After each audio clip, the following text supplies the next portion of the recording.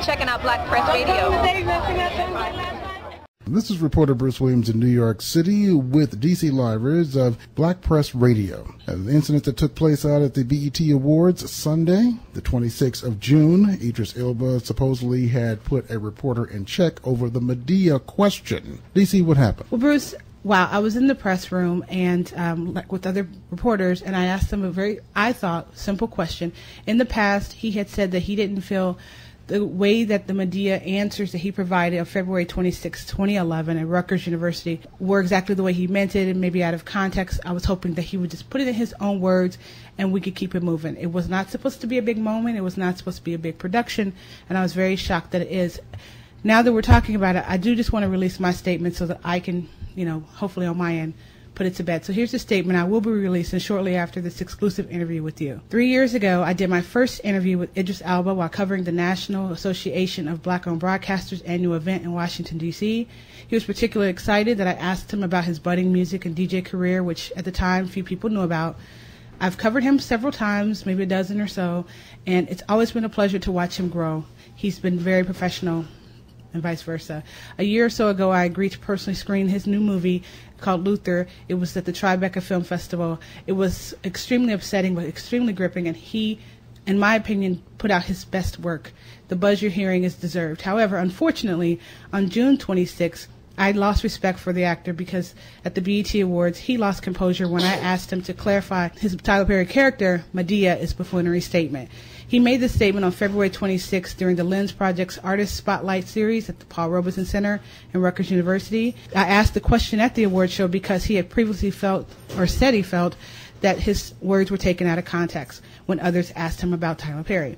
I wanted to give him the chance to put into this issue to bed in his own words. I was shocked that Idris Elba acted more like a thug than an award-winning actor. He humiliated me, and his actions were just unacceptable. He degraded me as he left the stage by calling me a B. He walked up to me as he exited the stage. He lunged forward toward me. He said, "Seriously?" And then he called me a B and he left. I don't know if I'm willing to cover him again unless he apologizes. I would like this to be over so I can hope and pray that he does the right thing and we can both move on to the future and move on past this. Do you think he had a Chris Brown moment? I felt like Tina Turner and Ike situation. And it's really wild because when I got home, the first movie, as soon as I turned on the TV, the first movie I saw was What's Love Got to Do with It. I wanted to let it go, but it's been all over the web, and people have been making it sound like I was out of line, popping off, trying to be controversial. It was a simple question. He made the original statement. It's absolutely fair. He made the statement during Black History Month. He, quote-unquote, checked me during Black Music Month. Idris Elba is a wonderful actor and a wonderful person, but he's just a person. He doesn't deserve to treat people the way he treated me. It's unacceptable behavior, and it's unacceptable behavior. I want an apology. The reason why I asked that question was a Chris Brown moment, because Chris Brown was on Good Morning America on ABC, and when Robin Roberts asked him in reference to about Rihanna, he answered the question, but he tried to destroy ABC's dressing room, and he went on a rampage. While he didn't lunge at Robin Roberts and didn't take out his anger, but I said that's what is it a Chris Brown moment. I don't think so, and I don't think that Idris Elba is the type of person that should even be compared with a Chris Brown. Like I said, I do believe he's human, and who knows what might have happened had we been in a one-on-one interview. It could have been a Mary J. Blige and Veronica Webb moment where Mary J. Blige and Veronica almost got into a fist fight. I have no idea, but I do think that some of the questions that were asked before my question were frustrating to him. He had just won Best, the Actor of the Year. Maybe he felt he was supposed to get softball questions.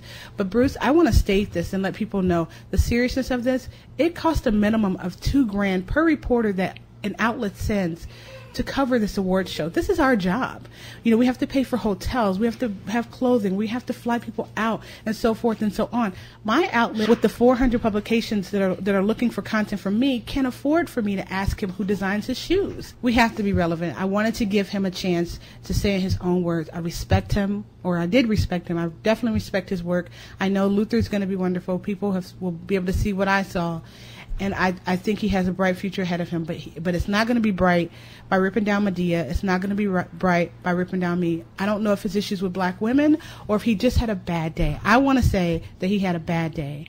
He's made me have a very bad week. And I hope that we can move on past this. This is really all I want people to know. I want us to move on and let it be over. Thank you for taking the time to talk to me, Bruce. Thank you very much.